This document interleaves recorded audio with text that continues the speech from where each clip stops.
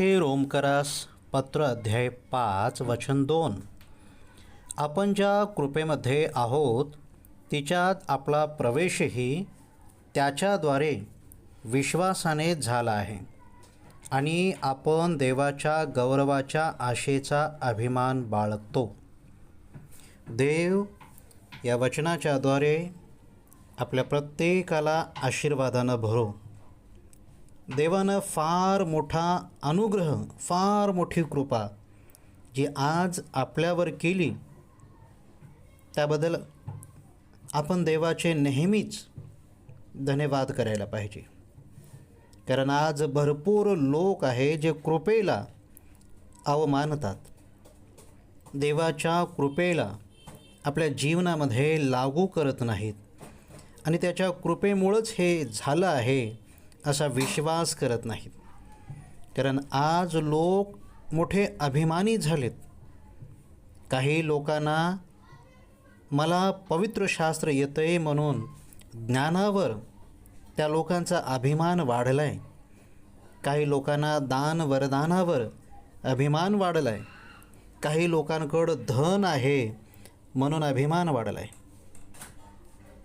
जर देवाच्या गौरवासाठी काहीच नाही, लोकांच्या तारणासाठी काहीच नाही, तर हे सगळं काही व्यर्थ होय. ज्ञान, दान आणि धन हे काहीही कामाचं नाही. देवाच्या गौरवासाठी आपण होईल तितका प्रयत्न करायला पाहिजे. अभिमान कोणाच्याही कामाचा नाही. परमेश्वराच्या भवनात असणारा देवाचा दूत करूब जो अग्नीमधून चालत होता, देवाच्या सिंहासनाच्या जवळ ज्याची जागा होती, त्याने अभिमान केला, घमंड केला आणि त्याचं पतन झालं. आणि जसं त्याचं पतन झालं तो सैतानामध्ये परावर्तित झाला.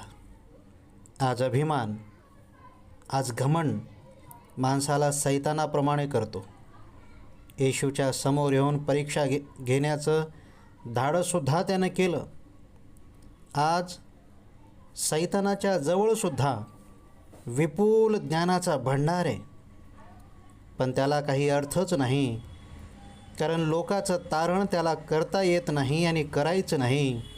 देवाची महिमा तो करत होता, पण त्याने सोडला कारण तो अभिमानी झाला आणि सैतान झाला. आज लोकांकडं ज्ञान आहे, दान आहे, धन आहे, पण ते देवाच्या गौरवासाठी नाही तर स्वतःसाठी. अभिमान बाळगू नका, कारण या सगळ्या गोष्टी एक दिवस संपणार आहेत. तुमचं ज्ञान तुमच्याबरोबर समाप्त होईल. तुमचं दान संपून जाईल, धन संपून जाईल. जर ते देवाच्या गौरवासाठी नाही, लोकांच्या तारणासाठी नाही, तर ते काहीच कामाचं नाही. आज आपण देवाच्या कृपेच्या अधीन व्हायला पाहिजे. देवाला विचारून आपण काम करायला पाहिजे आणि होईल तितकं त्याची कृपाच मागितली पाहिजे. कारण ज्ञान, दान आणि धन यापेक्षा कृपा फार मोठी आहे.